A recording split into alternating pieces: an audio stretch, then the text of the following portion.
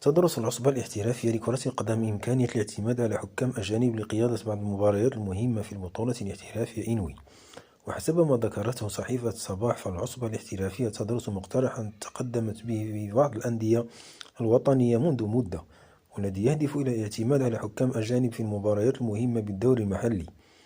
وأشار ذات المصدر إلى أن الدراسة تشمل مقترحا من الأندية لتفعيل اتفاقيات مع اتحادات أجنبية حتى يتمكن حكامها من قيادة مباريات البطولة الاحترافية.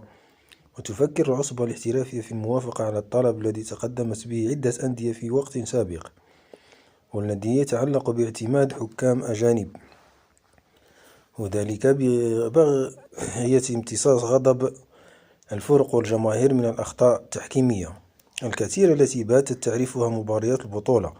وتعيش البطولة الاحترافية مؤخرا على واقع الاحتجاج بعد أن حاصرت الأندية رئيس العصبة عبد السلام بالقاشور بالبلاغات التي تحتج على التحكيم، وكذا استقالة عبد الرحيم متمني رئيس اللجنة المركزية للتحكيم.